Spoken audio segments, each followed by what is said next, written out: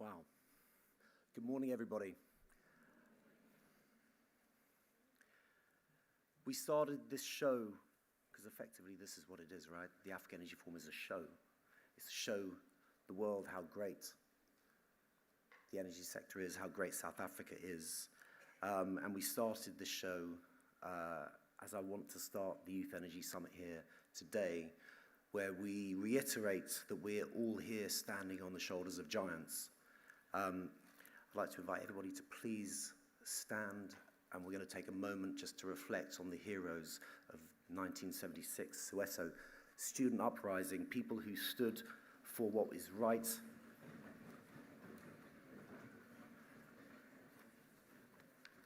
And would like to take just a moment just to remember those heroes.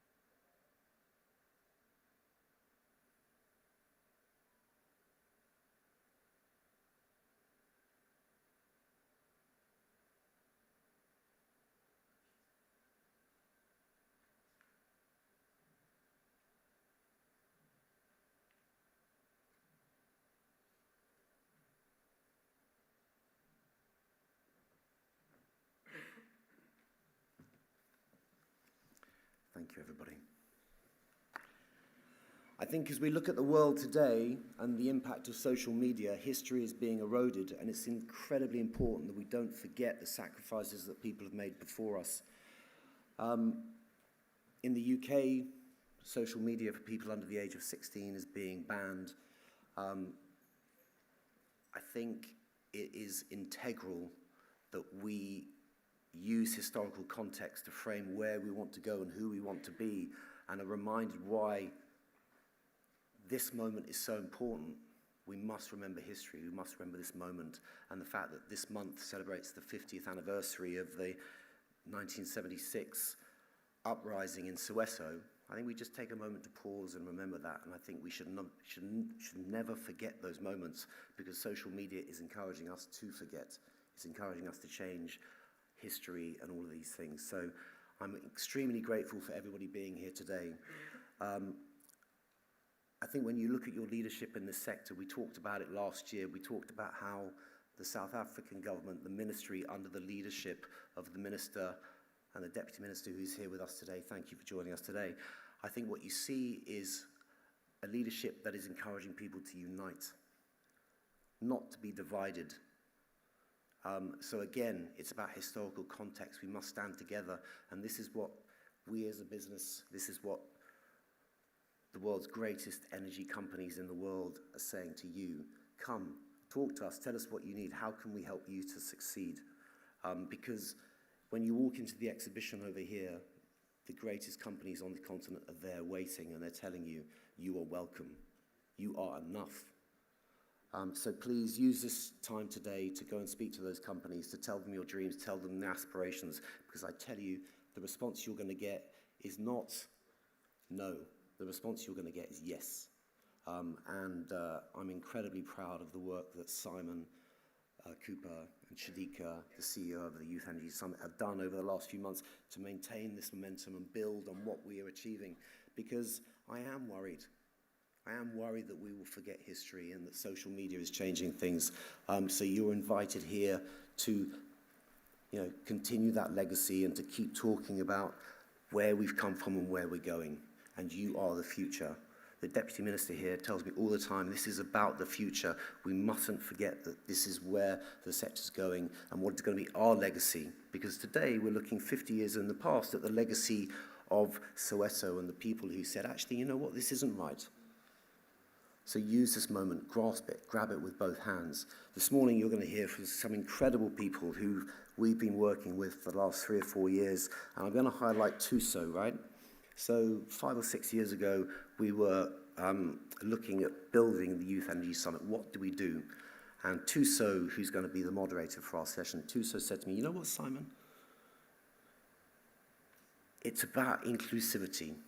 It's about going beyond privilege. Yeah? I think we look at this world and we see other people doing stuff. People who we assume are privileged. But you in the room today, you are the privileged. And privilege should not be a bad word.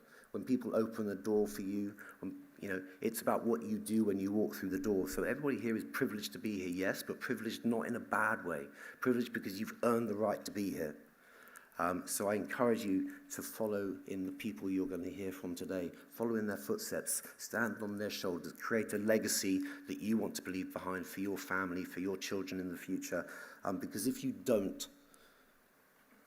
well, who knows where we'll be in 50 years' time. End of my preaching and my worries around social media. But I bring it back to the South African energy family, right? The minister has created an environment where the rest of the world is looking at South Africa saying, you know what? South Africa is stronger as a South African energy family. It's stronger united than it is divided.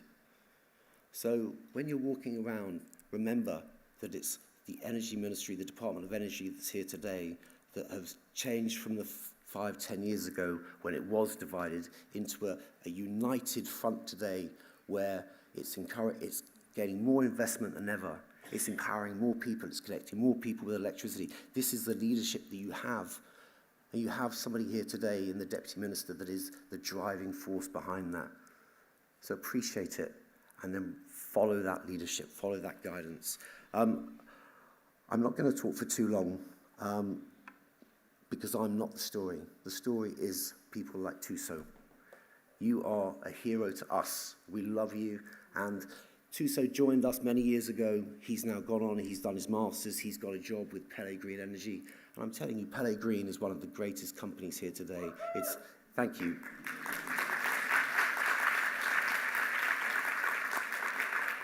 What I mean by that is they're an organisation that puts their money where their mouth is, right? And there's a lot of businesses in this world that are doing that, right? We don't champion them, we don't talk about them enough.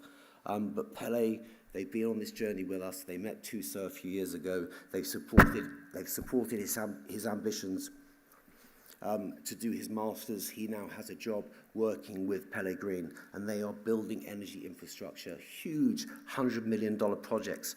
And where you sit today is where TUSO sat 4 years ago. When you see these people sat on stage, they were sat where you were 4 years ago, right? He's now at the cutting edge. He's a business development leader in one of the greatest companies in this country. So just remind yourself of that as you're walking around.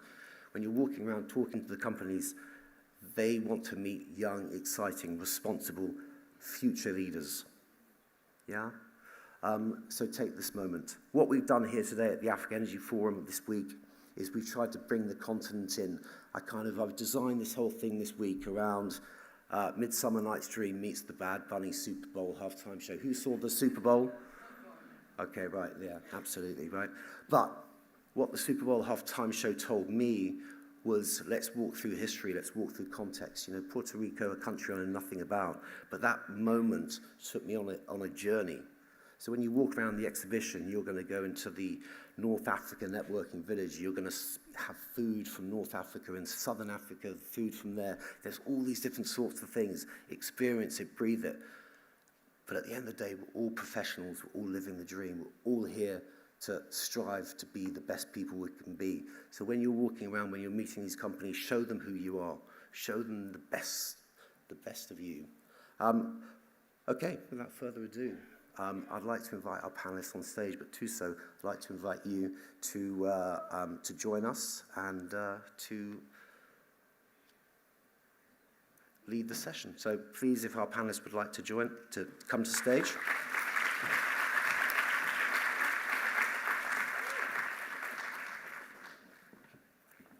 Yeah, just come.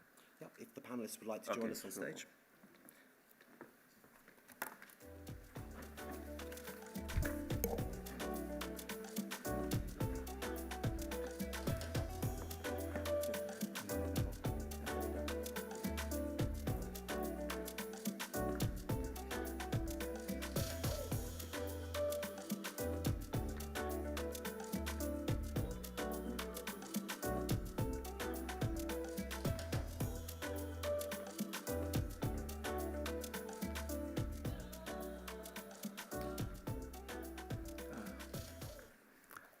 Morning, guys.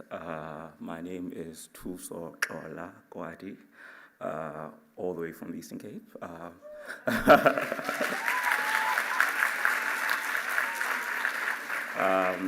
But today is not about me. It's about these four individuals who will be doing all the heavy lifting today. Simon spoke about social media, and to that, I want to say sometimes people are just too online, and by that I don't mean literally like using social media for 9 hours a day. I mean that sometimes the thinking is not on the ground. Like, we tend to think that social media is real life, but these guys here are actually on the ground. They have decided to take the road less traveled and would like to hear from them. Today, I am just of service. They'll be doing all the heavy lifting.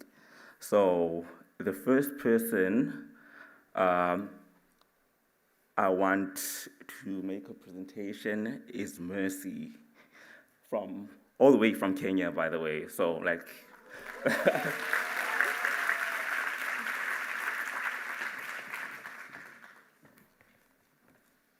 Good morning. I hope you're well. Good to see you all. I wasn't expecting the hall to be this full, but I'm very happy to be with you guys today. So I'm going to take the next 4 minutes to just tell you what we do. And my story with YES, we started back in the year 2023. So Fionn Green Ventures, which is the company that I founded in 2023, is transforming how schools and other large institutions cook in Kenya and Uganda right now. It began with a very simple story, and it's very surprising how, at this point in time, people still don't believe that young people can run companies that make sense and companies that make a lot of impact. But let me tell you something. Let's go to the next slide. I'm going to tell you what Fionn is at a glance, and please note the few things that will surprise you, because I will always get surprised when I'm doing this presentation.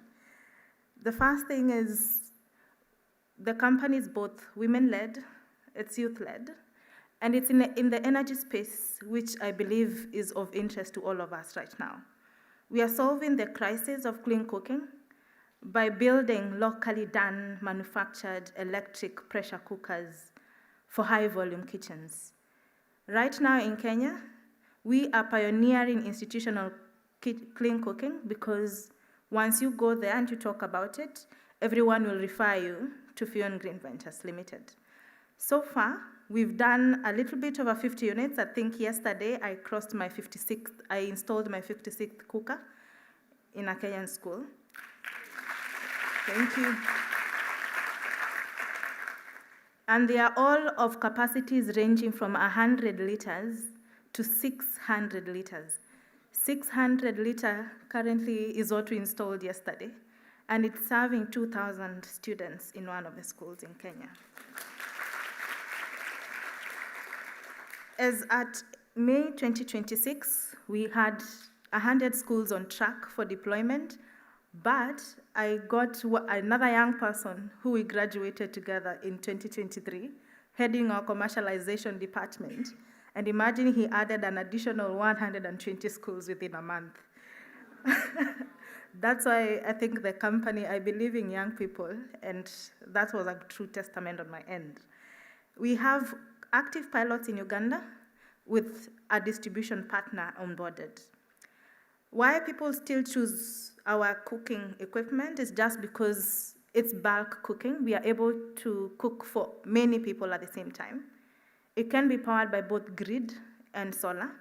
In fact, most of our pipeline is solar powered. We have the smart metering and digital monitoring so that you're able to track our costs and our energy consumption. And we've partnered with a number of financial institutions right now in Kenya for flexible financing. Being at our 5 cooking solution, the impact is incredible. Each unit offsets a huge number of carbon dioxide from the atmosphere, and we are freeing almost one cooker frees about 1 million trees in a year, which is a good testament of what we are doing back in Kenya. And the management team, we're all young people. The oldest at 26, the youngest at 24, with deep understanding of strategy, engineering, finance, and skill. We've been backed by support from very many funders.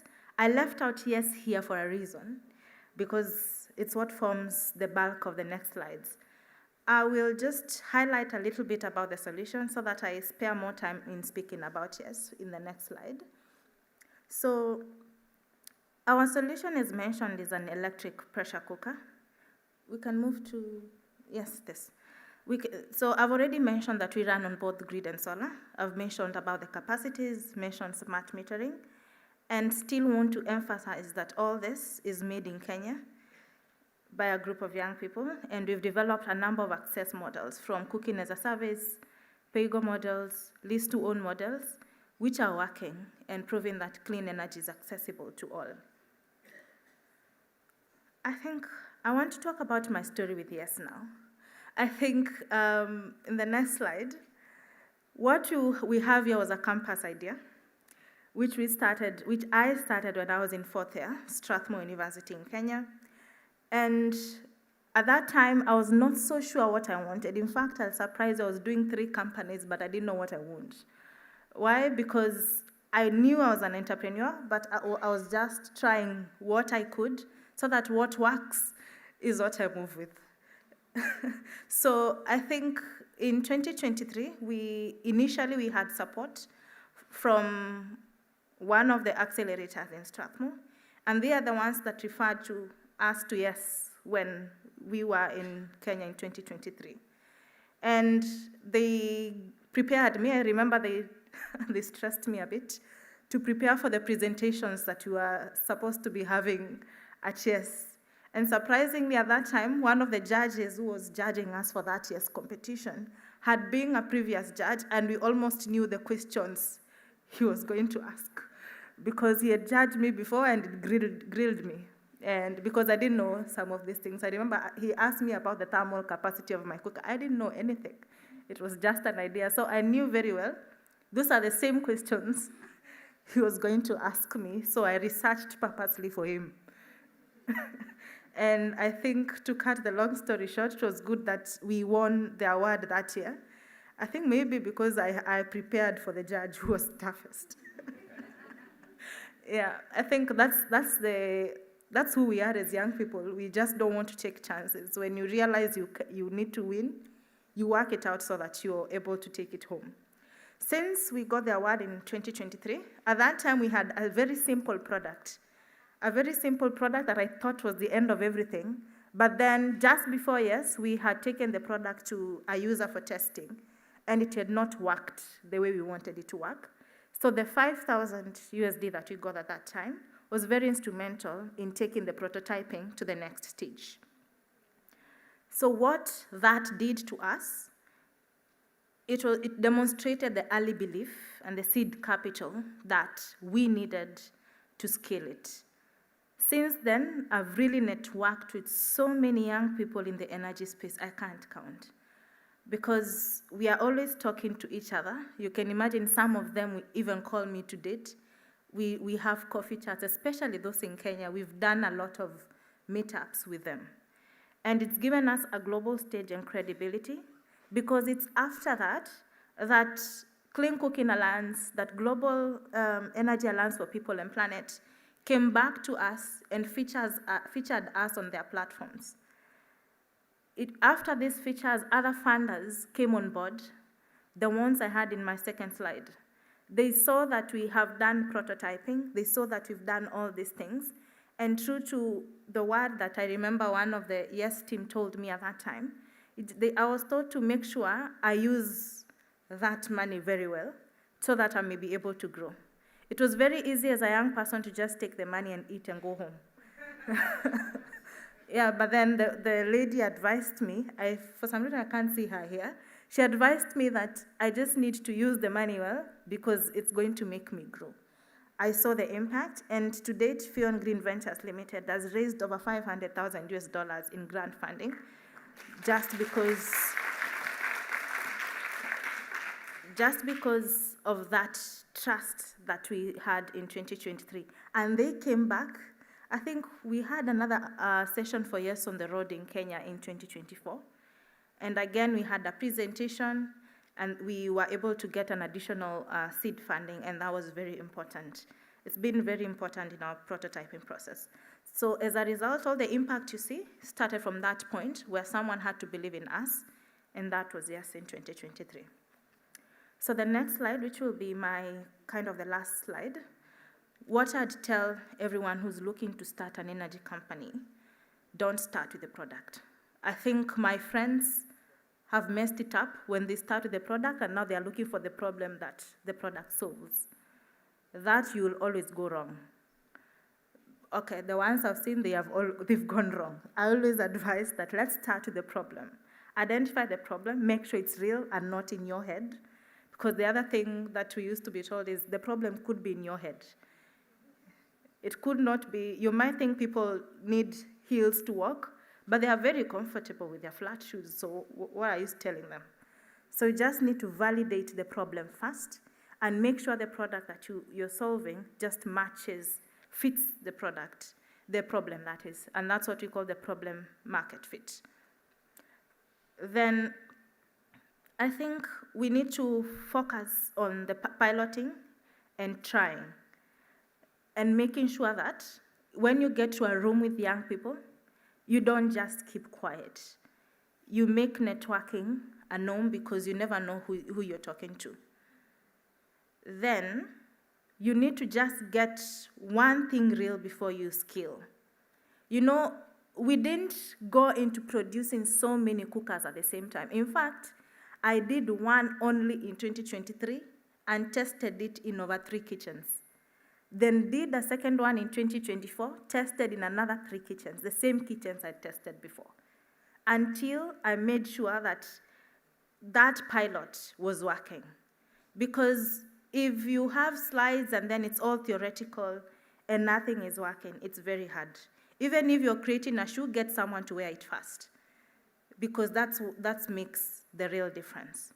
And then, once you are in a networking session like this, one thing I used to do, once I meet someone, after the summit, in 48 hours, I'd reach out to them again and tell them, hi, we met at this place, so that they don't forget you. I mean, we have so many things going on, and that's what helped me keep my networks alive and keep everyone listening to me and me myself listening to them and learning from what they were doing.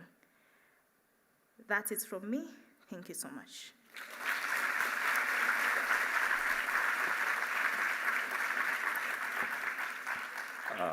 Thank you, Mercy. What I heard from that was that the oldest person in the company is 26, and I'm on my way. Oh, okay, never mind. But yeah, no, I think it was a story about like the youth and how they are capable, and as well as impact. So we appreciated that story, Mercy. Thank you. The next person to grace us is Vincent.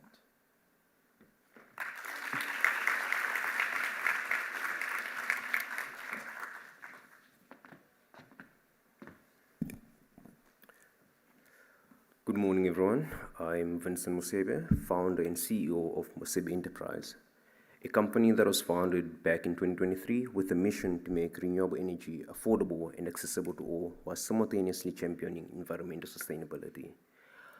So at Musebe Enterprise, we are tackling two global critical issues, energy poverty and e-waste. Okay,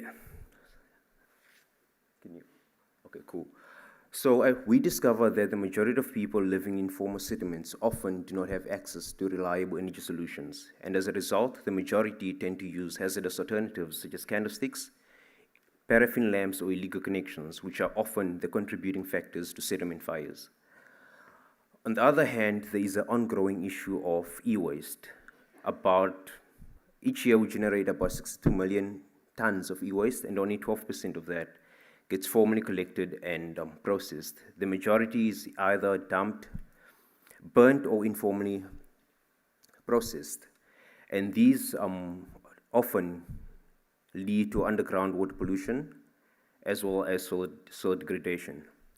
Coming back to the energy poverty, about 45% of the South African population currently live without access to reliable energy solutions.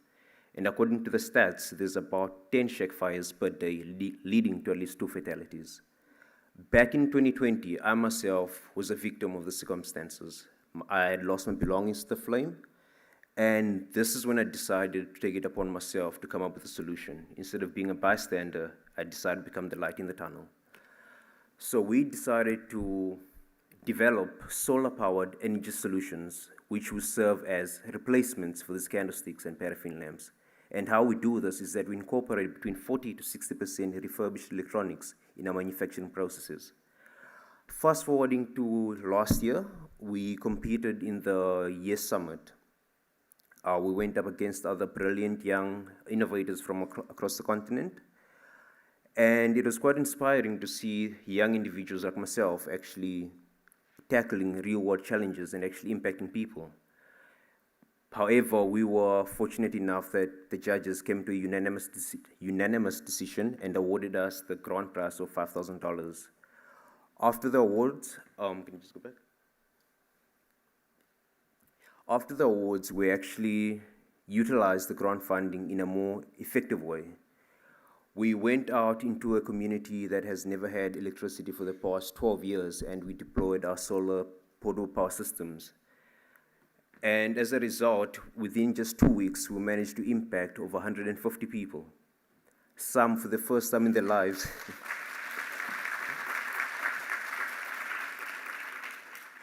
Some individuals, for the first time in their life, they were able to see lights in the households. Others started working from home. As you can see on the screen, we have a mobile nail technician, a young lady who started her own business using our solar-powered portable power stations. We deployed it the impact was overwhelmingly positive.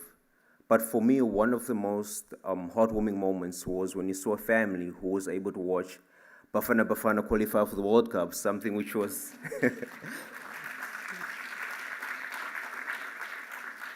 something which may have never been possible prior to us deploying the systems.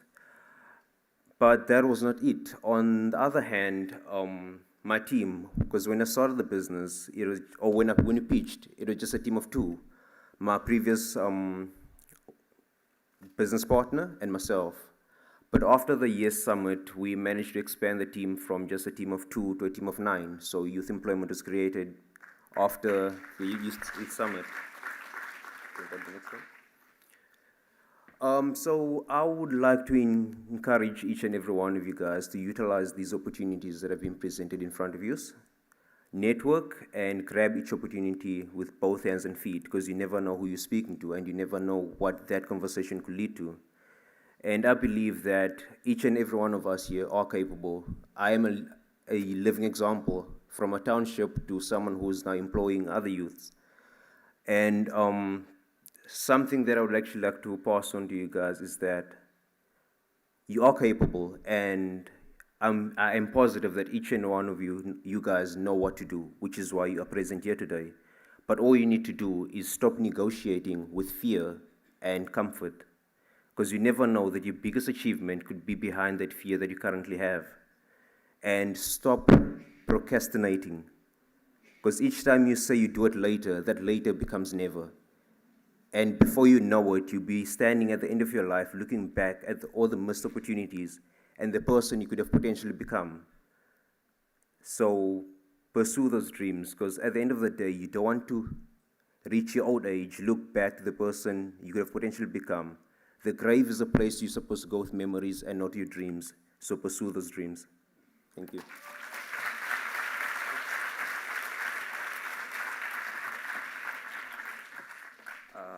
Yeah, I mean, how beautiful it is to have someone open a completely new world for someone. And I guess for him, someone got to watch Bafana for the first time. Like, I mean, it's a brave new world, right? I also want to say, I mean, thank you for your vulnerability. And I think that people should pay attention to what their emotions are telling them to do. Like, we can cry or we can act. But you can also cry and act, right? So, yeah. The next person from Nigeria, Emmanuel.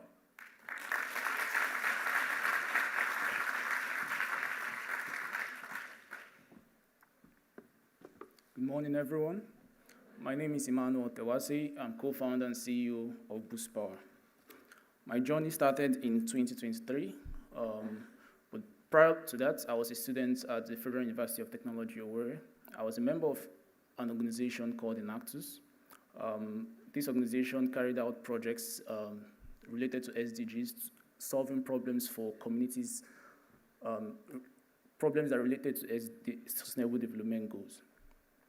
While I was a student there, I led the team to deploy a solar system for a small community, and it was there I saw firsthand the real problem in Sustainable Development Goal 7, which is clean and affordable access to electricity.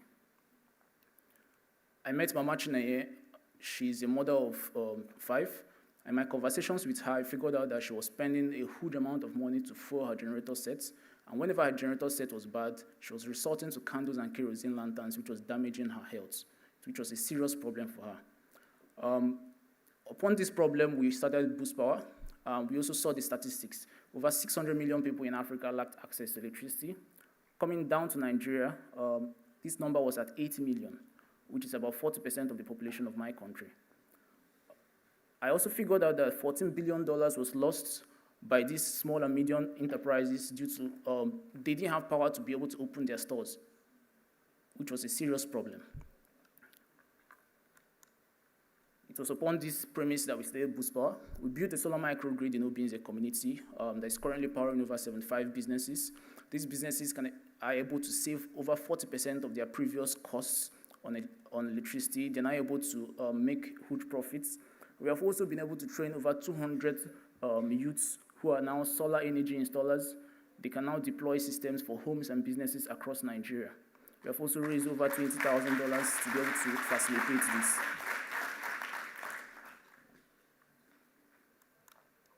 We also launched an app called Inverter. It helps these solar installers to be able to get more clients, because we figured out a problem that these installers were struggling to submit proposals to their clients whenever they wanted to, whenever they requested for proposals. So we built this as an AI-powered solar calculator that any one of you can be able to calculate how to go solar.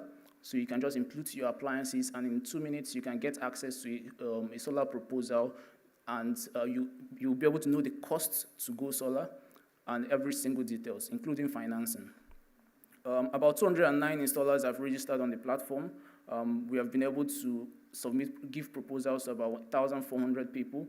25 installers, we have completed over 25 installations, which is a gross merchandise value of over 68 million naira. That's the total installations we have been able to facilitate through the Inverter platform. I attended the YES in 2023 in Nairobi, Kenya. My goal of attending the program, which was my first ever YES, I think the first one organized, was 3 things. Number 1, to connect. Number 2, to learn. And number 3, to grow. This was prior to we launching the company and launching scaling the project in Obi as a community. For connecting, I connected. I connected with a lot of amazing people who are currently helping to facilitate a couple of things.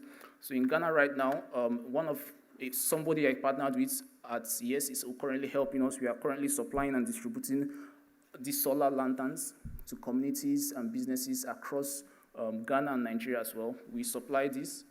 This is a solar lantern. Yeah. So about learning, I learned a lot of things.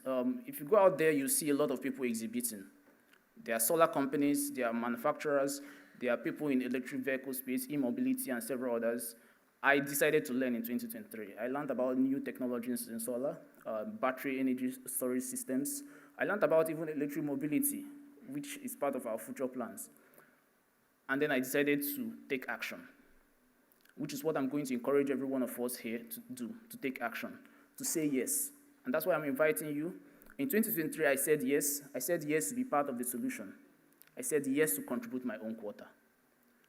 Contributing my own quota means doing something to be able to solve this big problem that we face in our society as Africans. And I invite you today to say yes. Obama once said, yes, we can. And as youths, we can. Say yes. I invite you, everyone, to say yes today. Thank you.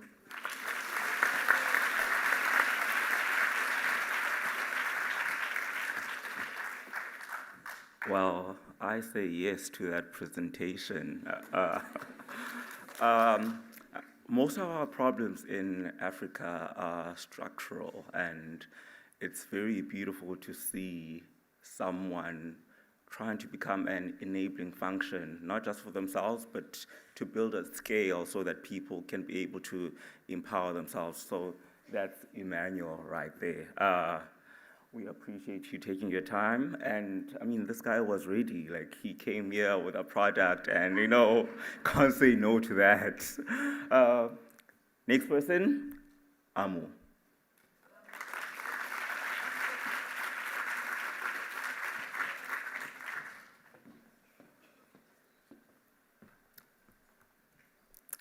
So, good morning, everyone. 12 months ago, I was sitting exactly where you are, looking at the stage like this, listening to people in the industry, taking notes, meeting new people, and wondering where I fit into the energy sector. At the time, I wasn't running a company. I didn't have investors. Most importantly, I wasn't an engineer. I was simply someone who had a lot of curiosity and a desire to learn. Today, I stand here as a YES alumni speaker, a co-founder of Waste Towards Innovations, and a venture that is literally transforming waste into power. That should tell you something. The distance between where you are and where you want to be is often much shorter than you think, because 12 months ago, guys, it literally hasn't even been 3 years. 12 months ago, I was literally there. Yeah. Okay, so just to walk you through my journey. My passion for environmental sustainability actually began in 2013 when I was in grade 3. I actually first learned about climate change and global warming. And after that, I went home and started noticing things that I've always seen, but I never questioned. The pollution, the waste, the littering around my community. And the realization stayed with me was that these challenges aren't caused by people who didn't care about the environment. It's often because they lacked education, resources, or alternatives. You know, in Cape Town, we have bins at every 100 meters you have a bin, but in other communities, you don't have that, you know, so it's not easy for them to recycle and take care of the environment. So that realization really shaped that. Education is one of the most powerful tools to change.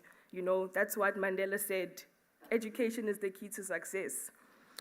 And so in 2018, I understood that environmental challenges are deeply linked to how communities access information and alternatives. And by 2022, I was selected for the Matrix in Antarctica program, which was a catalyst that really changed everything. As I stepped into that ice for the first time, everything was white, everything was clean, everything was silent. While standing there, I had that thought. This is what our planet could look like if we actually took care of it. That moment really transformed my awareness into responsibility, and that informed my decision to actually participate and join the Alan Gray Orbis Foundation and figure out how could I transform that responsibility into personal conviction and entrepreneurial commitment. That planted the seed for what eventually would be Waste to Art Innovations. So, just to walk you through our journey and how we got here today. My co-founder and I started with a simple question. South Africa produces enormous amounts of organic waste every day. We have SMEs, we have landfills, you know. But then, at the same time, we were experiencing load shedding. I mean, we literally just celebrated 365 days of no load shedding. Yes! You know, so millions of people in our country, they really struggle to access reliable energy. But what if those two problems could help solve each other? Today, Waste to Art converts organic waste into biogas, addressing energy security, waste management, and climate change at the same time. We've already generated 5 liters of biogas using our second prototype. We've interviewed 25 small businesses and restaurants who are really keen to use our solution, and most importantly, 5 homeowners as well. So we really wanted to deeply understand their needs, and now we're in the user testing and pilot phase.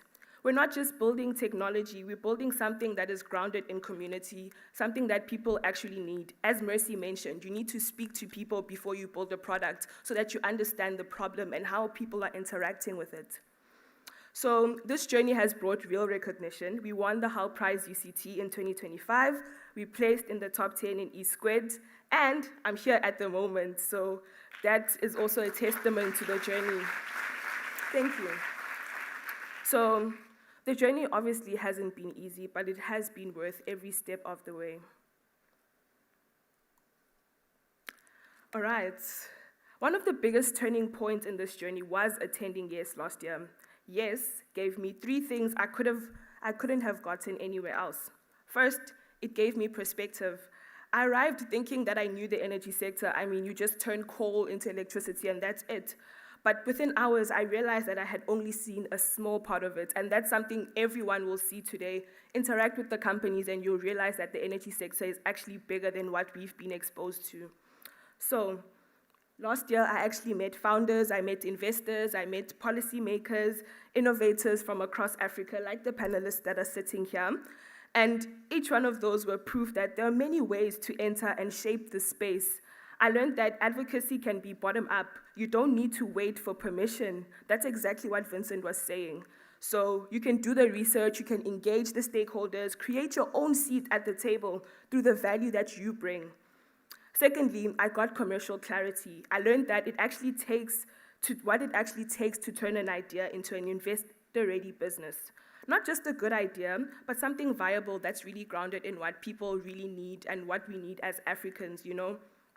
And third, I got confidence. I saw that people from different backgrounds were building meaningful solutions. Young people, women, people who studied engineering, who studied finance, who studied law, who even studied sociology, you name it. So that diversity really helped me realize that you all belong here too, whatever you're studying, wherever you come from. An industry is not shaped by one role, it's shaped by the people who are sitting in this room. Yeah. And the lesson that changed everything for me was one on this slide.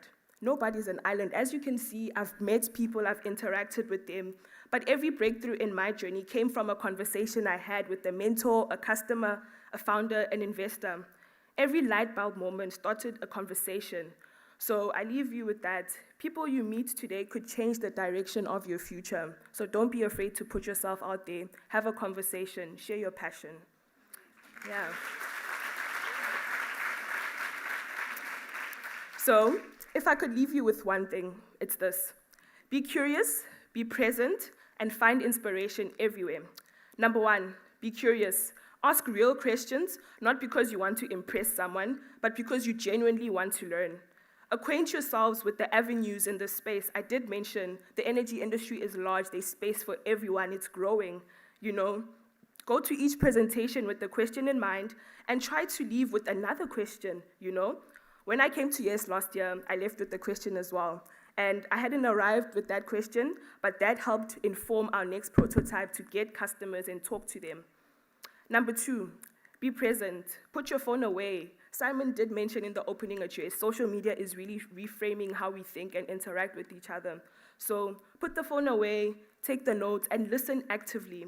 The value of today isn't only in the presentations, it's in the people sitting next to you, your peers as well, the conversations that you have in between the sessions. I met a founder who was going continent-wide with her energy venture last year, and that conversation really recalibrated what I thought was possible. You know, it's not often that we do find women in this space, so it can be really empowering to see young people, you know, really putting themselves out there. And number three, find inspiration everywhere. This morning, sunlight was actually reflecting off the windows of my hotel, and it cost me nothing, and that gave me inspiration. It wasn't trying to inspire me, yet it reminded me of the same feeling I had in Antarctica. Like I said, that inspiration is free. You don't need expensive equipment or perfect conditions. You just need to observe. The best ideas begin with noticing a problem that everyone walks past. The founders who change the world are often the people paying the most attention to it. You're not here by accident. Every one of you applied to be here. You were chosen. You know, you were selected. Someone saw the potential in you. Yes, the Pella Group, they're here. They've invested in this, you know. So don't let your self-doubt talk to you and make you put yourself out of opportunities. A year ago, I was sitting here. Today, I'm standing on the other side of what that journey looks like. Yeah. Thank you.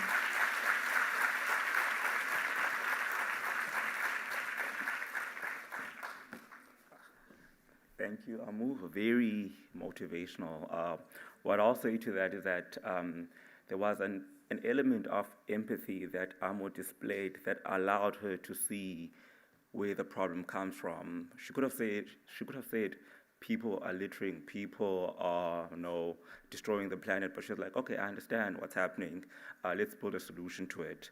And I guess a sentiment that was echoed by two people here, Mercy and Amu, was that you don't need to be an engineer to build. And that's all from our side for today. Thank you all for coming.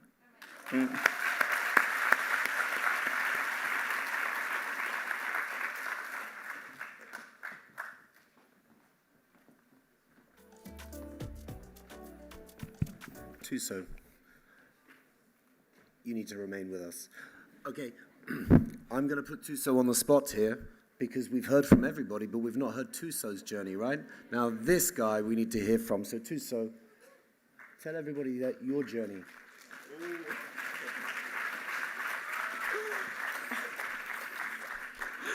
Okay, you really put me on the spot there. I guess my journey within energy actually started off with Simon. I was actually working for JP Morgan at the time in corporate finance. And then this one day I get a LinkedIn message from Simon. He's like, would you like to talk? I was like, what? What's this guy talking about? Like, what are we talking about? But then I was like, why not? So we had the conversation. Lasted for about an hour and something. We're talking about YES and how to build it. It was all impromptu, and I guess it led to what we have today. I'll say that one of the best things you could do for yourself is to connect with people. Even with me being at Bailey now, it was me using Yes to speak to GQ, who's the CEO of Bailey. It's very important for you to take every opportunity to connect and to make sure that people remember you when you step out of a room. On Tuesday, Amu and I were presenting an award to the Minister of Electricity, and I guess my journey itself is not that important. It's the lessons that I learned along the way that were, and that's why I didn't go into, okay, I did this, I did that, I did that, but I just tried to seal the lessons that I've learned along the way. And I guess that's what you guys should be doing now. You should be talking to people, you should be annoying.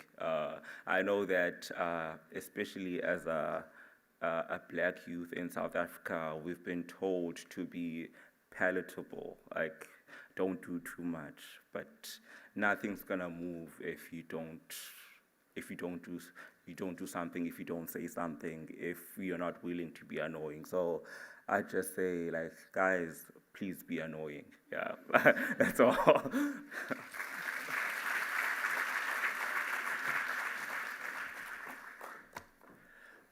Thuso, thank you so much. What an amazing panelist. Let's give them another round of applause. They've all dared to dream, and look at where they stand today. So I'm super proud of what we have achieved in terms of putting Yes together, but it starts from just being open to other people's perspectives. What are the needs?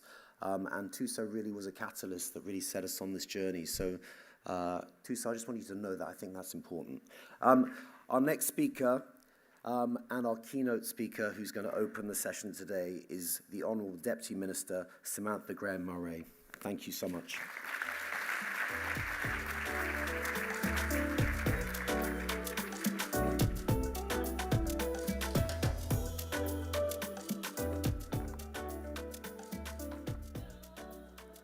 Thank you, everybody, and what a privilege it is to be standing in front of you all again. I was there last year, and it's just wonderful to be here. And what incredible young people. The presentations we had today were just phenomenal. And I think, Thuso, I think the message we can take from what he said at the end was, at the end of the day, just be you. It doesn't matter, people invest in people. They don't invest in ideas, they don't invest in products, they invest in people. So the first thing you need to learn is how to sell you. And once you do that, you're on your way. And you don't have to change for anybody, because the people that matter are the people that will take you for who you are. So, right, so lecture over. Us old people love to lecture. So one of the questions I get asked most often by young people is surprisingly simple. Where are the opportunities? Sometimes it is asked directly, but more often it sits behind a whole range of other questions. Ultimately, they are all asking the same thing. Where do I fit in? Over the past 2 years, I've had the privilege of spending time in every sector, every corner of South Africa's energy sector. I have visited power stations, manufacturing facilities, renewable energy projects, and communities working to improve access to electricity. I've met engineers, artisans, entrepreneurs, students, investors, public servants. And there's one thing I wish every young South Africa could see for themselves. The opportunities are far greater than most people realize. And I think that's been shared this morning. Not because somebody wrote them into a policy document, and not because government announced them. It's actually because they're already emerging in communities, businesses, and industries across our country. One of the things that surprised me most when I entered this portfolio was how often opportunity appeared in the unexpected places. People think about energy in terms of power stations, transmission lines, and large infrastructure projects. And those things are important. But what struck me was everything happening around them. I met young entrepreneurs building businesses around solar installations and energy services. I met artisans developing specialized skills that are increasingly in demand. I met students who could see opportunities in industries that barely existed a decade ago. And I met people creating solutions to local challenges, often with very limited resources, but with remarkable determination, Amu. The more time I spent in the sector, the more I realized that energy is not only about generating electricity, but what electricity makes possible. It makes it possible for businesses to grow and for communities to develop. And it makes it possible for people with ideas, ambition, and determination to turn those ideas into opportunities. And that is why I believe the conversation about energy is also a conversation about entrepreneurship. Because every new industry creates space for people who are prepared to identify a need, solve a problem, and build something of value. And that is exactly what we are beginning to see across South Africa and Africa's evolving energy landscape.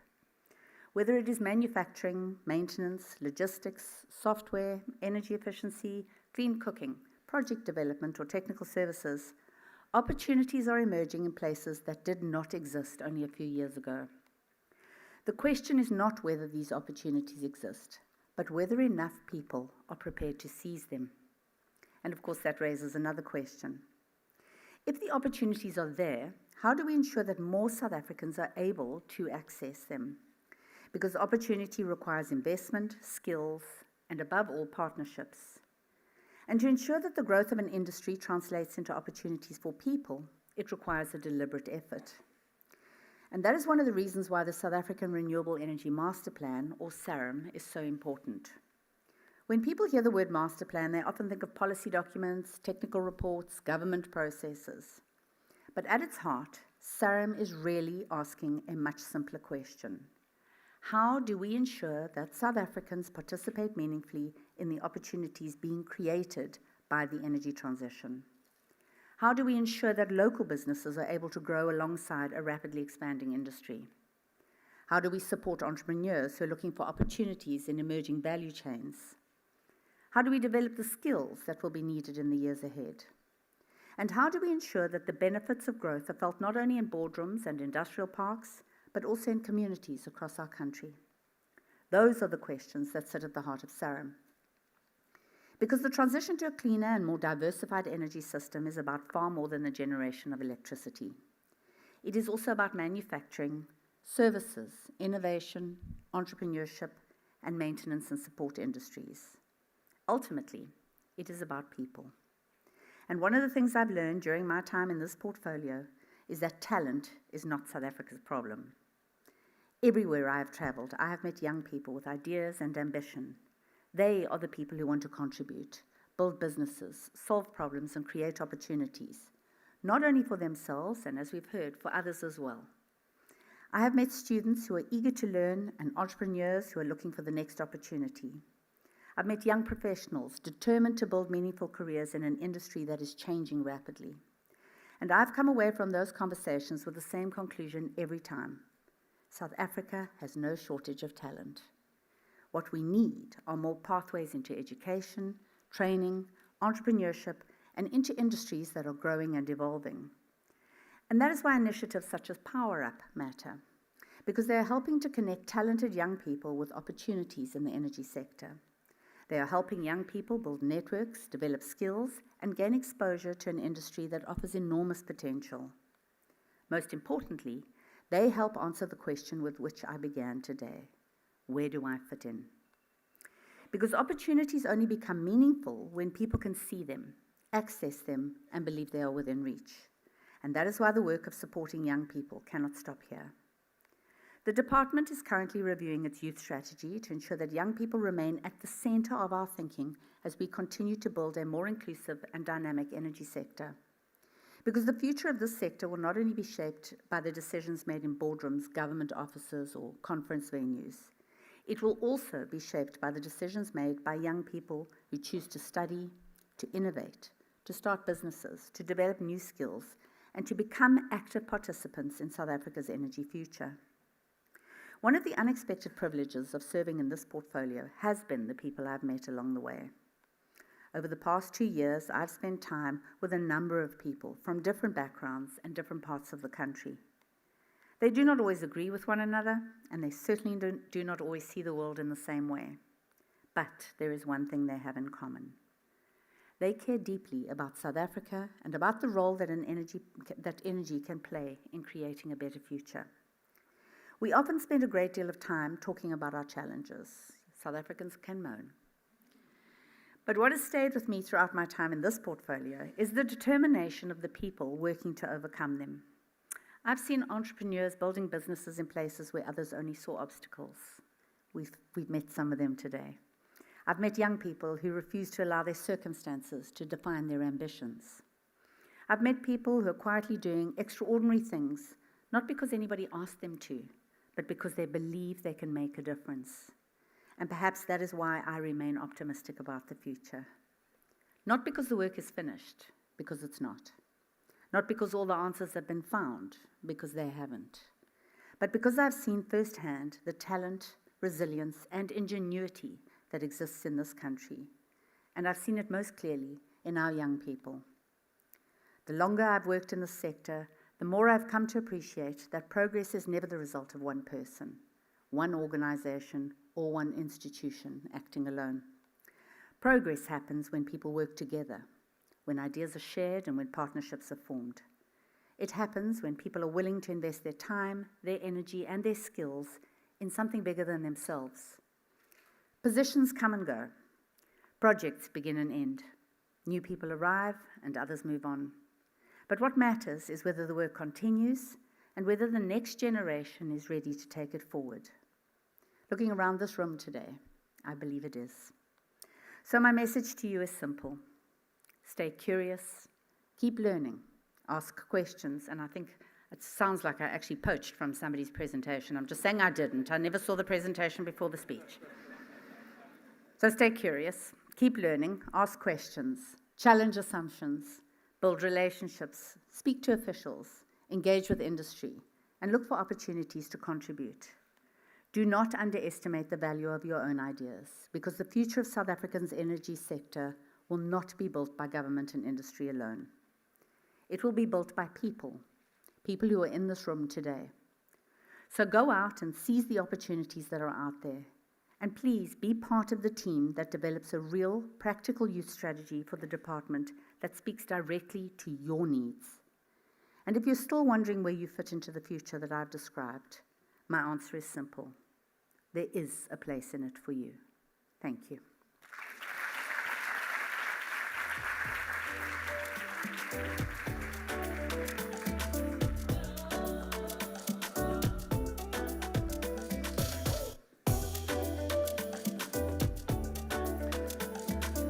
Thank you, Honourable Deputy Minister. The Honourable Minister just said to me, I'm sorry to have messed up your time, but I don't do long speeches. Life is not about long speeches. Life is about what you say. And I think your message was so powerful. Thank you so much for being with us today. I think that says more than anything. I think we have to understand context, right? We can stand here and we can say, oh, this is an amazing opportunity. But without context of the people that you're about to meet, the people that you're going to see in the exhibition, how do you understand what it is, right? So I'm going to talk to you a little bit about the people who are taking the stage here. Our moderator is Fumani Ntembi. She's the co-founder and sustainability director at Pele Energy Group. Pele Energy Group is a $1 billion company. South African-owned, South African-grown $1 billion company. We have Sarah El Hadj. She's the head of energy at the Africa Union. The Africa Union is an organization as big as the European Union. It has unlimited resources and a reach across the continent.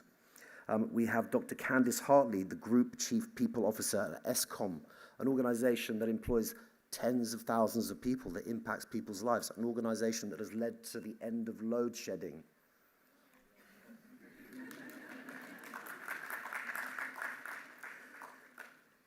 We have a son of Soweto, Umpa Mokwele, Group Executive for Coverage and Origination at DBSA, an organization, again, with billions of dollars at its disposal, which is investing and providing opportunities not only for youth, but for energy access across Southern Africa. M300, people who know M300, it's empowering 300 million people that do not have access to electricity across this continent. It again is a multi-billion-dollar organization. Sun King is producing and providing electricity access for tens of thousands of people across the continent. And lastly, but certainly not least, Sariti Green. Sariti Green is spun out of a coal company that is producing clean energy, which is creating jobs and empowering people in communities across South Africa. I think it's important that we have that context so that you know that these are not people to be, these people are giving you their time, and we should understand how powerful this moment is for you and for them, and to hear their story.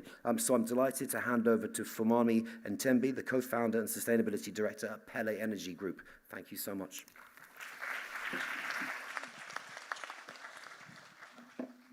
Thank you, Simon, and good morning to you all. I think we are very energized, having had amazing presentations and very inspired by you all. So, very exciting morning. We have 45 minutes to make the most of what is an amazing panel, and I'm very much looking forward to it. I want us to have a conversation today. The title of our panel is Scaling Entrepreneurship. And when we met earlier on, we said, the people in the room, some are entrepreneurs, maybe they are budding entrepreneurs in the classic sense, but primarily these are young people who want to know, how do I get involved? And I think the point was made earlier on, that everyone just wants to know, how do I fit in? And I think our job as people who are in different ways is to make our work tangible. We want to have a very grounded conversation today that gives you an understanding of what life looks like in the day-to-day sense of the work that we do in our different spheres. We've got, the country's energy utility, we've got the African Union, we've got energy IPPs, and a solar installer in the form of Sun King, and a financier. So there's a diversity of things that we all do, and our intention is to bring it to the ground, to make it very accessible to you all today. So without further ado, I'm going to start with Sarah. And Sarah, the question, which will be the question to all, is about what you are working on currently. What are the 3 key initiatives that you're working on? And what I'm wanting you to do is paint a picture of the next 5 to 10 to 20 years, right? I want the young people in this room to say, if I find myself at the African Union, this is the kind of project that I might end up working on. Let's make it tangible, let's make it practical. What are the key things that are on your plate today? Thank you very much. Actually, before I just answer to your questions, I want to say that I'm inspired. I mean, this is my first time here at YES, and the presentations that we have seen just got me inspired. I feel so energetic. I feel young again. So I'm so excited, actually, to be here, and thank you for the opportunity. No, I think just to answer your questions, that all the programs that we are working on within the African Union, the energy sector, speaks directly to what have been presented and to the youth here in the room and beyond that. Why is that? Because let us just talk facts. I've seen here in the presentation from Nigeria, you mentioned that we have 600 million Africans, give or take the number. There are millions of Africans still lacking access to electricity. However, another fact that by the year 2040, we will have, Africa will be the most, useful workforce. We will have 800 million of youth in Africa to build and to make that gap, to cover for that gap. So definitely, as soon as we see an obstacle, we also try to see where the opportunity is, and I see there is a huge opportunity. That's been said, let me go back to what are we doing within the African Union. The gap, the access gap, this is where we are working. This is where we're trying to cover.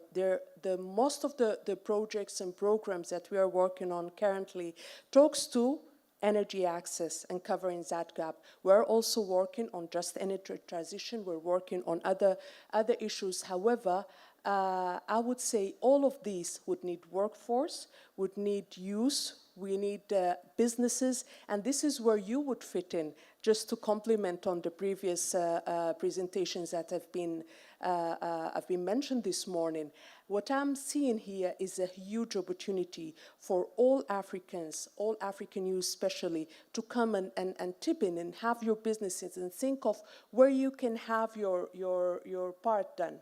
We have in the African Union a flagship initiative and program that talks to Agenda 2063. Agenda 2063 is the aspiration where we want to see Africa at the year 2063. We are working on what we call the Africa Single Electricity Market, and simply described, this would be the biggest electricity market globally. What we are working on is to have one grid for the whole continent. This we can describe as maybe if you are in Egypt, you can buy electricity and megawatts being generated in South Africa. So you can understand how the amount of work needed to make this happen and make this reality. A lot of businesses could be open, a lot of businesses could be connected to this network if we manage to have this achieved by the year 2040. And I will also take the opportunity here to say all these ambitions that we have heard will have place because, as mentioned, electricity is an enabling to other sector, to industrialization, to commercial businesses. So you have, I mean, the sky is the limit. There are huge opportunities when this happens, and we want all African power force to come in place so we make it a reality. The next thing that I would like to highlight that we're working on, and let me say this as an announcement, last April 2026, as we finalize what we call as the STC, Specialized Technical Committee for Transport and Energy. It was here also in South Africa. The African leaders, ministers of energy, has mandated the African Union and the Energy Division to work on a continental framework for use in the energy sector. And this is a big, responsibility for us. What they're asking us is to find ways where we have youth participate in a more structured way within the energy sector. And this is not actually a new mandate, it's just a renewed mandate. This goes back, I think, to 2006 in the Gambia, when the Youth Charter was developed within the African Union, mandating the African Union to support the youth in three main areas and pillars. First, youth need to have a place in the tables where decisions are making. Second, youth need to have more opportunity to build their own countries and the continent in the way or in the fact that they need to be more part in businesses within the energy sector. And last but not least is youth need to be capacitated with the skills needed within the task force within energy sector. So I will stop here, but my final word is that thank you for all that you have shared, and we are waiting for you definitely to be part of the sector very soon. Thank you.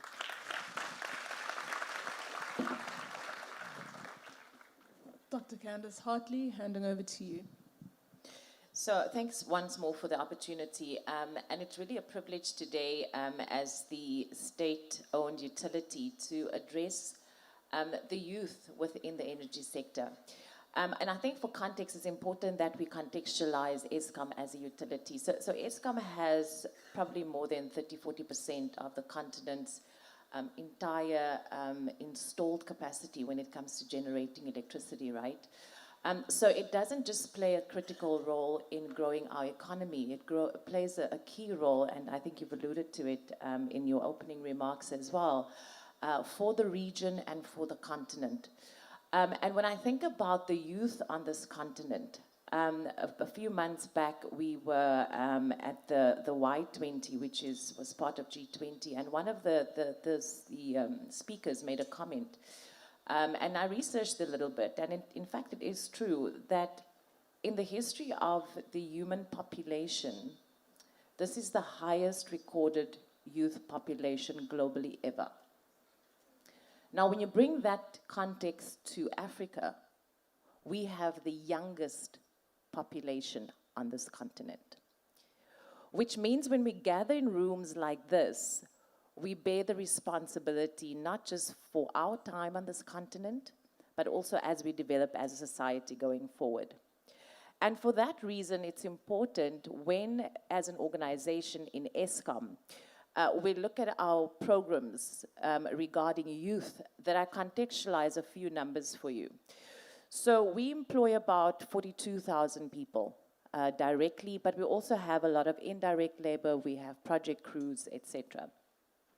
Within that space, at least 10%, so just over 4,000 of the individuals in the organization is employed either as learners, engineers in training, graduates in training. And the reason we do that is because we understand that to have a business tomorrow, we have to invest in the skills today. And that skills investment is not around getting more turbines. Of course, we have to diversify our fleet. We have largely a coal fleet. But it's investment in people. Because when you invest in an individual, in a person, you make an investment that will pay off in perpetuity into the future. And I think for us, from a strategic leadership point of view, those investments is key and it's critical. And it's important for us as well to look at who is this youth population and what is their requirements. Because I think if we take a linear view on how to develop skills, which is finish school, go into an institution of higher learning, come out with a certification, and then sit on the job market and hope for a job. We've seen that model fail because we have millions of unemployed graduates. Whether you have a certificate, a diploma, it doesn't matter where you exited the higher learning hierarchy.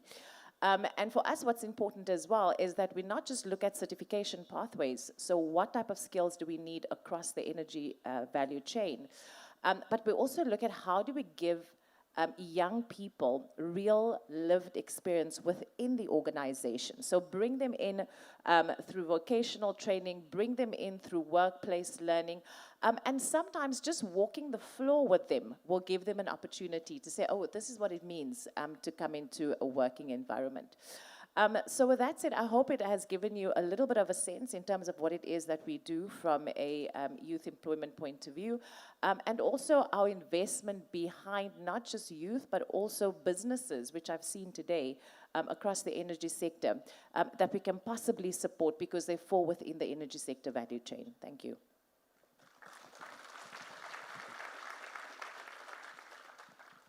Okay, so I'd like to hand over to Amanda Bauer, who's a part of the Mission 300 Accelerator. And when we first started speaking this morning, Amanda had a lot to say about different initiatives that they're working on that are very youth-focused. So please, let's get into the detail of that. If someone here in this room ends up at Mission 300, what are the key things they'll be working on with you? Thank you so much. It's an honor to be here today. I'm equally inspired, as I said earlier, from the discussion and presentations. So Mission 300 is an initiative to electrify 300 million Africans by 2030. You're leading by the African Development Bank and the World Bank, who has the projects and pipelines for the actual energy projects. And then you have supporting partners like the Rockefeller Foundation. And what we do is a lot of the technical assistance and the capacity building, because we know that as much as important is to have projects and capital, you need to invest to ensure that those projects are well prepared, but that you have the human capital in countries to really advance forward and make progress. We have 36 countries that have national energy compacts, and these are compacts that really outline the roadmap of the energy sector in your country. And you will see there, and I encourage everyone to read them, is that you'll see the reforms that governments are committed to create the enabling environment to ensure that we can actually electrify more people, in addition to your portfolio, the project portfolios. What I see, there's things that we're doing now when you become, in your careers, but I want us to hold governments accountable for the reforms that they commit. Because if you create the enabling environment in your country, then you're attracting not only more energy investments, but more job growth and economic development.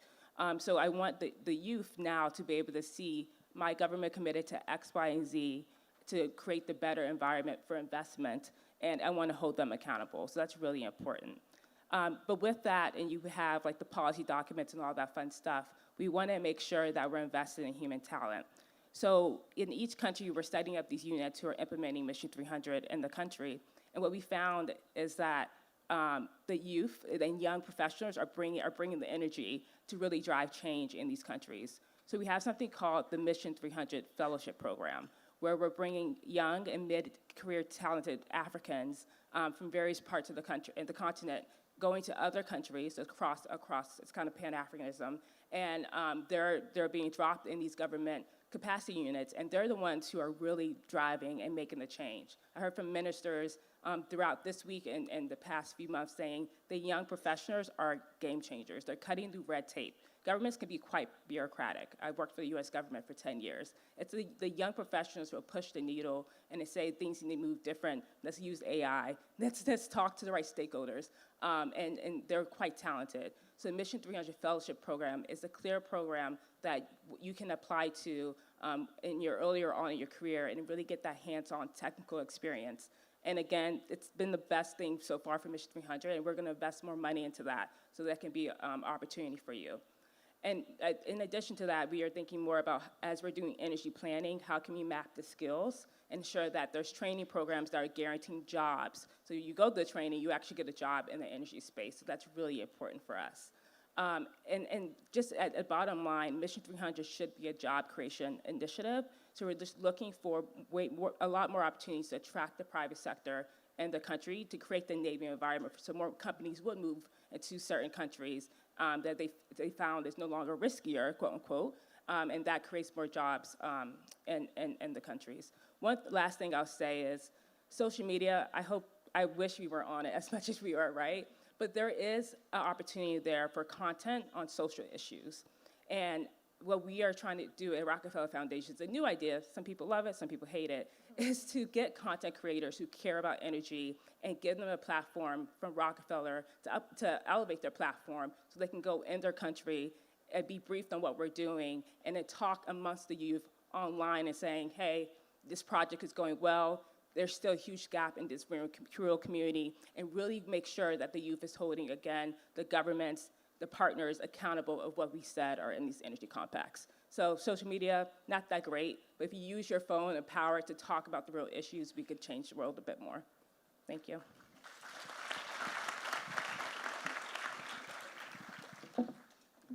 Okay, so our representative from the DBSA, the Development Bank of Southern Africa, is not the boy from Soweto.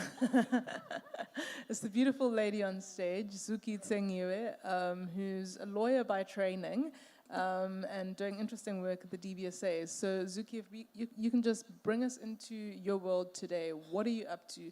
What are the key things that are keeping you up at night that are driving the strategy of the bank? Absolutely. Thank you, yes. Thanks for that, for money. Yes, I'm not Mpho Mokweli. We did a gender swap very quickly before I came on stage. I'm Zuki Tsengiwe. But I do just want to start with this. The presentation this morning reminded me of something that the minister said when he, in the opening ceremony on Tuesday. He actually quoted a philosophy from Frantz Fanon that says, every generation must, out of relative obscurity, discover its mission, fulfill it, or betray it. And after hearing all of these presentations that were done this morning by the young entrepreneurs, by, I think it was Green Power, I think it was Waste to What, it was Fion and Musibi, it tells me that this generation certainly is discovering its mission, and it certainly is taking steps to fulfill it. And Thuso, I do want to say, I really love the annoying part. Yes, you have to be annoying. You cannot be apologetic if it is that you're going to fulfill your mission. So let's go on ahead and be annoying and be that person who's asking all the questions in the room and be as annoying as you can, because that certainly is the pathway to fulfilling that mission. Just coming back to DBSA, so DBSA is a Development Bank of Southern Africa, which is a financial institution in the infrastructure financing across different mandated sectors, energy being one of them. One of the approaches that we'd like to take is really a sort of soup to nuts approach, meaning that we really like to take the entire process of the value chain. We understand that you don't just get from 0 to 100. there's certain parts of the value chain that are also there that get you from one point to the other. And that's really our plan and approach at DBSA. I'll start with a very simple example. You may be coming out of varsity and having learned whatever it is that you learned, and what do you need? You want to gain some experience, you want to gain some skills. And that may not always be as easy as it should be, really. We know how the economy is today. DBSA has started a few years ago a program which we call the Graduate Learnership Program. So every 2 years, we have an intake of about 20 to 25 interns that we take into DBSA.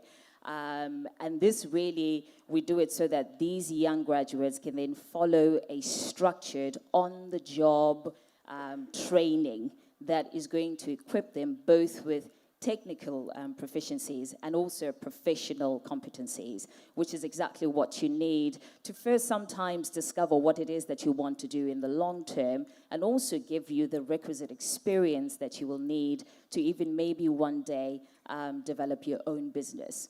And so that's a program which has really been successful, still continuing today. I think, in fact, since 2021, when it actually began, we have about 75% of those graduates that have now been permanently employed within DBSA, and the rest, because we work with a very extensive network of partnerships, the rest are also filtered through to the different partnerships that we have. So that's really an important program that we are running. Second to that is another program which is also specifically for the youth and specifically for graduates, which we call the DBSA Green Fund Youth Initiative. Now, this youth initiative, we are doing it together in collaboration. It's a co-sponsorship, actually, with TIA, which is the Technology Innovations Agency under the Department of Science, Innovation and Technology, as well as UNICEF. So what we've done is we've ring-fenced some funds, some capital, which are really there mainly to support youth-led, youth-owned green enterprises. So it's really a tailored and bespoke interventions that we do, things like mentorship, things like training, things like business development. Sometimes you don't know, you have an idea, you want a certain business to develop, but you may not know what is required in terms of how does a business plan look like, how do I develop this business? And we capacitate youth with those kind of things, and sometimes capital. We can't run away from the fact that funding is an important part in order to allow young businesses to grow in the first place. So that's another initiative that is run by the DBSA in co-sponsorship with other partners. Of course, I think currently we probably have about 135 young-led SMMEs under this particular program. And of course, we still want to scale that up more and more as the years go. The other one thing for money I'd really like to mention is what we call the development labs. We have a number of development labs, which is really like social infrastructure, which we call community hubs in various parts of the country. It's not in all provinces yet, but it is in most provinces. Western Cape is also one of it. In fact, we have one in Khayelitsha. I'm sure most of you know Khayelitsha. We have another one in Jabulani in Gauteng, and we have various ones, one in Mpumalanga as well. These community hubs really enable the youth to come in, get training. You may require training, whether it's in the installation of solar panels, for instance. Earlier on, I know, Amugelani, you were talking about, sometimes even the Deputy Minister was talking about when we think energy, we might just constrain our thinking to constructing a large infrastructure plant, which, yes, is important. But there are other skills that are both ancillary and very integral to the large infrastructure plant, like installation of solar panels, the cleaning of solar panels. So these D-Labs capacitate the youth with those skills and those experience. We provide the necessary technology that may be needed to acquire those skills. We provide office spaces. Mentorship is always very important because remember, some of these things, it's a psychological warfare, so we can't ignore that. So we also equip the young entrepreneurs, the budding entrepreneurs with those kind of things. We bring in industry players who have the experience, who can capacitate you with the experience and the skills. And the D-Labs, as I said, is running throughout the country. We have various, currently have 9 of them now, if I'm not mistaken, but it is something that is growing rapidly, and our intention is to continue to grow it in the next few years so that we actually have representation in each and every province of the country. So those are some of the initiatives that we've taken to heart at DBSA as part of our soup to nuts sort of process, including after that, when you then have decided that actually I do have a business idea, this is what I want to do, I may not have funding to actually start it up. We've also ring-fenced a particular fund, we call it the High Impact Investment Fund within the DBSA, where young people come with very niche and bespoke and innovative ideas that perhaps any other ordinary financial institution would think, oh, this is too high risk, it's too new, it's too niche, I don't want to take the risk on that. Our purpose as a development finance institution is to do exactly that, is to take the risk on certain things that another perhaps institution wouldn't ordinarily take. And so we've ring-fenced capital to do exactly that with a high impact investment fund to allow particularly youth and the young entrepreneurs, primarily women and youth-led and youth-owned businesses, to bring their innovations, to bring their idea, and we can help with even project development, take it from concept to commercialization. So I think in a nutshell, holistically for money, those are some of the key highlights. And there are many other programs within the DBSA. And the DBSA is not working in isolation. As I said, we have an extensive network of partnerships with different institutions, commercial banks and other institutions that we leverage those institutions so that we can make the pie broader and we can create more room to run, as it were, for everybody to partake. And so that's where we are at this moment in time. And it's something really that I think the youth sitting here, please do tap into it. Please be as annoying as Tuso had indicated earlier on. Ask the questions. We are here to capacitate you. We are here to listen to you and to advise you in terms of what is available and where you can tap into. Thank you.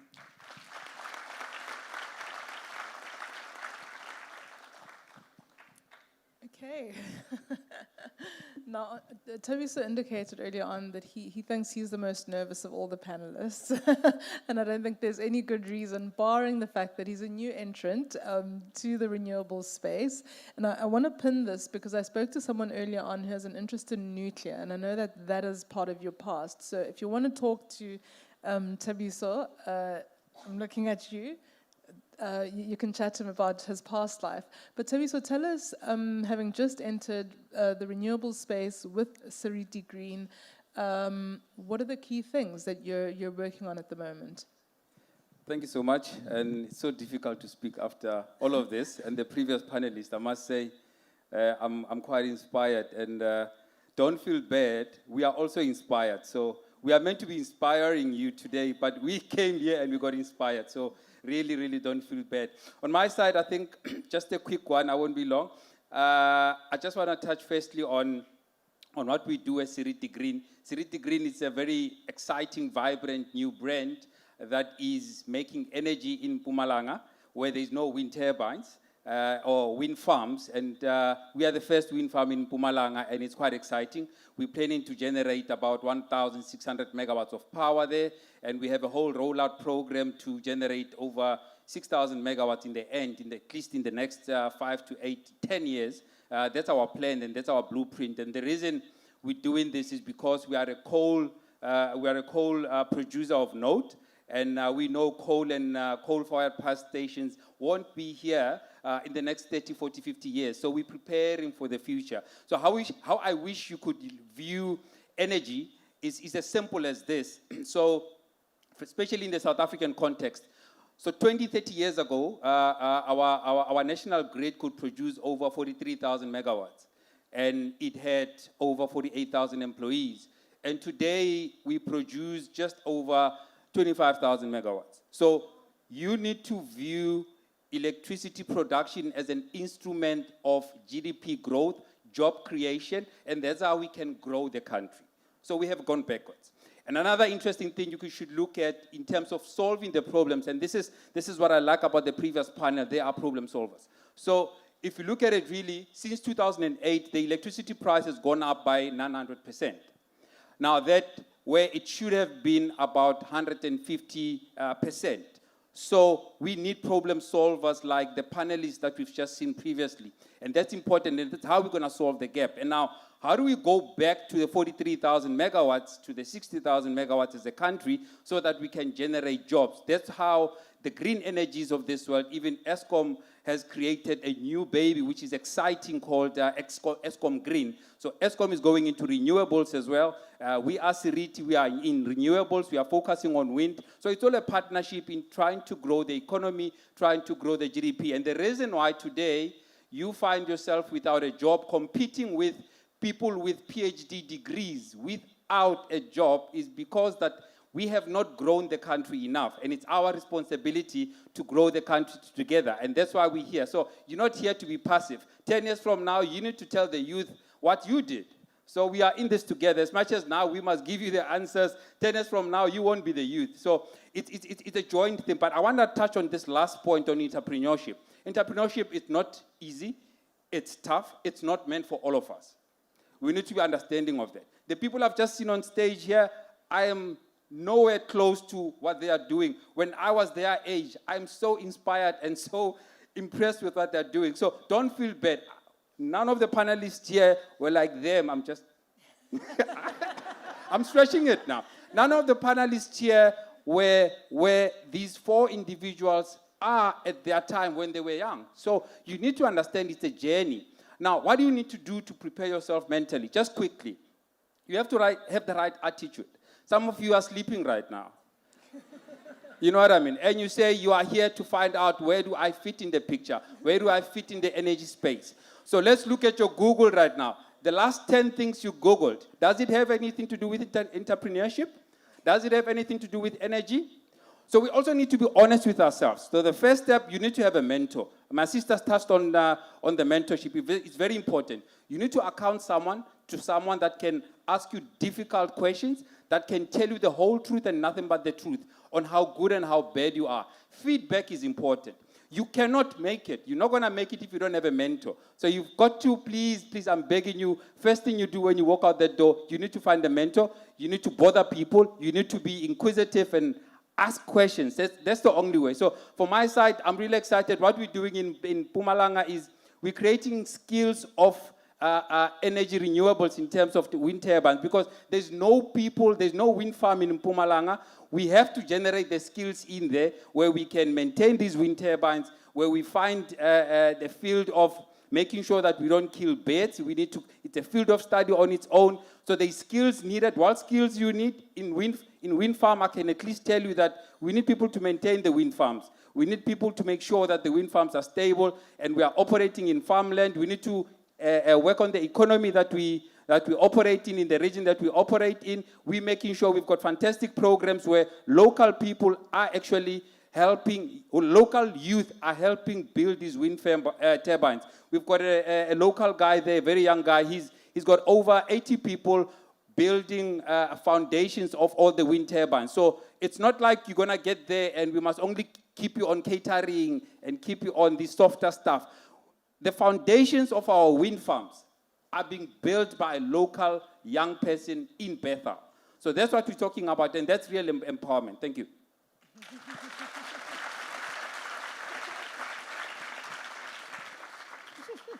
And that was the most nervous person on our panel. That was fantastic, Thabiso. I now want to introduce Wale Aboyade. And Wale and I are friends on Instagram. The other day, and I want to make this point because it's about how time flies, he was celebrating his niece who graduated recently and is doing really well, and he was saying how he can't believe how much time has flown. And that's exactly what will happen in your lives as well. So, it's a point about taking your time in your life very seriously, because it does fly, and 10 to 15 years from now, you want to be able to account for what you did with your time. So Wale, over to you. Thanks, Fu. And good morning, Molweni, to everyone. It is really a pleasure to be here, and thanks to the organizers for putting this together. I think this is my second YES event. One was, I think, many years ago. But it is energizing, and I echo the rest of my co-panelists saying just how inspired they are, especially with what we heard earlier. Those are just fantastic stories. But also one that I am familiar with, because Sunking is essentially a startup. It was started by 2 young students, well, later it became 3, about 18 years ago, that were just around the ages of, if I can guess, Amakalani and Vincent and the rest of you that spoke to us earlier. And it started with an idea that they had, that last mile electrification was a critical need of our time. And renewable energy, especially solar energy, was particularly suited to address that problem in a uniquely efficient way. And so they did something about it. And since then, they've grown a company that is worth billions in dollars right now, and is doing $500 million in revenues every year. And that spreads across Africa, Asia, and Latin America, just because at one point they were like you. So I just can't wait to see in the next 10, 15 years what kind of stories and what kind of things that the companies that you've started and talked to us about here will be achieving. So, like I said, Sunking is a last mile electrification company, and we do that through standalone solar primarily. But we're increasingly extending the reach of our products to other energy devices. But just, pausing and thinking about standalone solar by itself, if you think, why is this necessary? Why did these 2 students need to think about this? And many of you are already thinking about those same sort of issues. It's because of that number we heard earlier. 600 million Africans right now not connected to electricity. There's actually close to 1 billion Africans who don't have access to clean cooking, which is, a stat often not given the same level of prominence as the 600 million people. And one of the primary reasons why those folks don't have electricity is affordability. It's not because government didn't want to connect them. It's not because they don't want power. It's because on both sides, the economics is not working. And by the way, South Africa is blessed. Even though electrification rate in South Africa is, over 90%, you still have over 1 million people who don't have access to electricity because they're too far from the grid, and it's too expensive. It has become too expensive, or over the years been too expensive to connect them. Because on average, for those people far from the grid, it costs somewhere around, in rand terms, you're looking at 20 to maybe 50,000 rands to connect one household. And a household that is far from the grid that's probably just needing very basic foundational electricity needs. How long will it take as a government to recoup that money when you have all these other needs that you need to be able to sort of fill? And when, as we just heard, generation has actually dropped. How do you convince yourself to then spend that extra 50,000 rands for each of these households in Mpumalanga, in the Eastern Cape, in the Northern Cape, and out in the Bundus and in those far areas? So affordability is a big, big issue in doing this. Now, what happened, and we saw in South Africa, is that when there was load shedding and there was unreliability, those who couldn't afford it, what did they do? They just went and installed solar. They pay the 100,000 rands, the 50,000 rands, or whatever it is that they needed to insulate themselves from the issues that they're facing. But most people who don't have that money can't afford solar. And this is particularly the case for people who are not connected in the first place. And so what we did and what Sunking did was to create a solution for that, was to create a solar solution that anybody can afford. It costs our systems, and the way we do this is we design the system, we make them and manufacture them at scale so that each unit is as cheap as it can go. Some of our systems are 1,000 rand, 1,200 rands to be able to give you basic lighting and electricity services. And you only need to pay, customers only need to pay down payment or sometimes nothing at all to own the systems, and then pay the remaining over a year or 2 years or however long. So it's called a pay-as-you-go system, as many of you might have heard. And by doing this alone, by making solar more affordable to people who can't be connected, we've been able to reach over 30 million people. 30 million people in Africa. With energy, households that would never been able to afford energy, households that it would have cost the government thousands of dollars to connect them, are suddenly be able to afford electricity services in their homes. We doing this, and we're just getting started, right? Over a year ago, we were doing about 200,000 systems a month. Now we're doing close to 400,000 systems a month in Africa alone. And so that's why we're excited about programs like Mission 300, because we see ourselves as a key part of that solution, as a key part of the sort of organizations that can reduce that number. And again, remember, this is not a 100-year-old organization. This is a company that is created by founders that are still young and that are still around. They've surrounded themselves with founders to now come to opportunities. I, myself, am a founder of a company that still exists. The company, the original founders thought, what kind of people, what kind of enablers do we need to be able to help create our vision? It would be great to actually bring in visionaries themselves, visionaries who actually have a bias for action. And that's what they did, surrounded themselves with a leadership team and with folks like you who actually understand what it takes to actually have a vision and try to actualize it. And this is where I see the opportunity for you. We have a vision that we launched last year to be able to get 50 million more systems to reach eventually 20 million, 200 million people by 2030. And to do that, we need to grow ourselves from right now with 4,000 people, most of them in Africa. And we work with another 40,000 agents, all of them young agents and youth. So basically in Africa, we're one of probably in the top 10, top 20 employers of labor through green energy, by the way. But we need to double that within the next 3 to 5 years. We are on a hiring binge. We're looking for talent everywhere. We recently started in South Africa. We have an office in Sandton. We've set up shops in Tembisa. We've set up shops in Soweto. Would love to be able to roll out shops everywhere else in the country. We need to quadruple our size over the next few years. And again, we specifically look for founders. We specifically also look for enablers, people who could be founders, but they would like to be able to be part of a story like this. And so we have those opportunities. We have a huge vision. We have a huge need. Would love to be able to work with you in many different ways. The technology providers, the analysts, the engineers, the tech, people we're building in AI into our work. Would love to hear from you, and we're excited to be part of this journey and hope we can join us.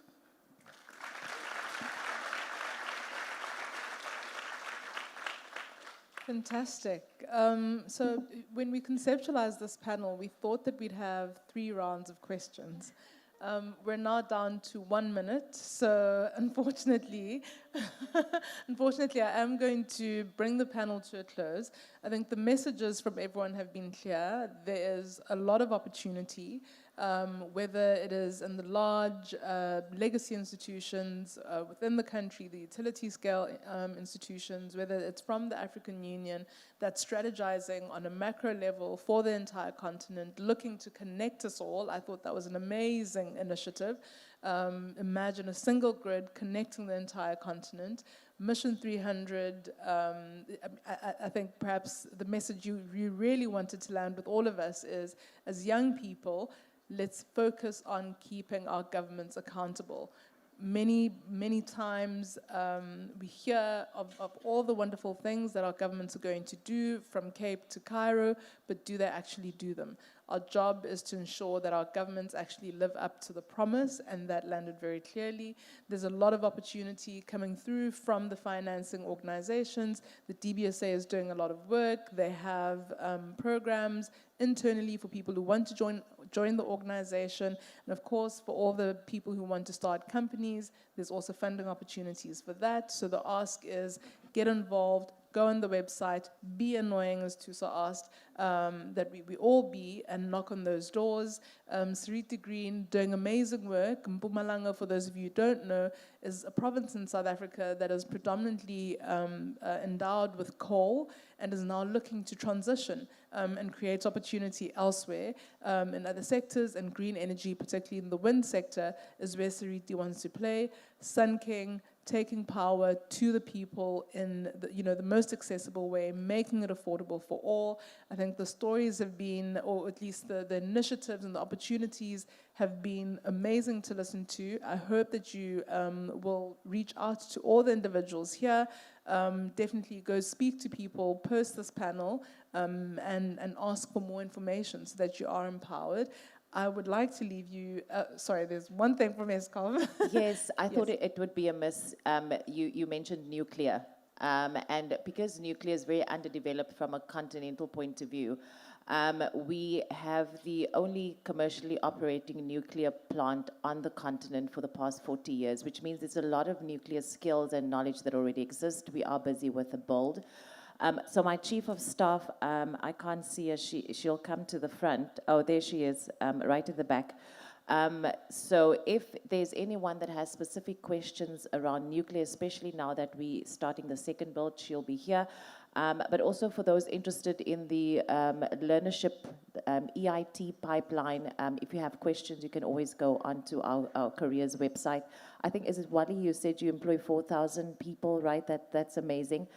That's our learner pipeline across the business. So I think there's definitely synergy in what we've heard today. And if you have questions, you can chat to her or just go to our website and you'll find more information. Absolutely. I mean, this conference has been about energy in general, not renewables in particular. We're a country that believes in an energy mix, and I think for the continent as well, an energy mix, a multitude of energy technologies is how we get to the future that we imagine for ourselves. So thank you very much. This has been an amazing panel, and we wish you an awesome day ahead.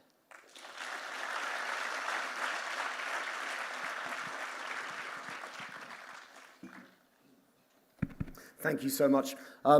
Please thank our panelists again.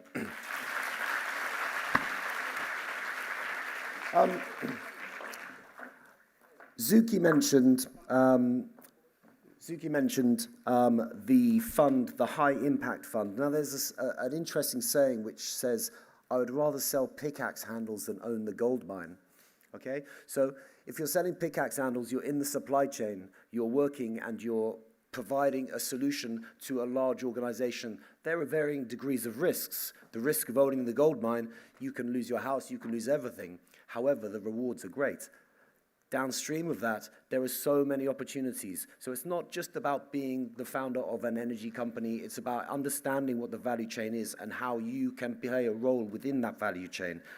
So please ask people, what roles are there downstream within the value chain? After this, we have some really great interactive workshops, and you'll have the opportunity to talk with Pele Green, what it takes to get a winning business off the ground, an interactive discussion with Pele Energy Group. You'll also have an interactive session with Sun King. So I advise you to go to those sessions, participate, and ask those questions. At 11:45 in the Nile room, we have a Q&A with the Deputy Minister. So again, use these opportunities to really ask those questions. But I invite you to take a short break. Enjoy today. It's really great to see everybody. Thank you for coming.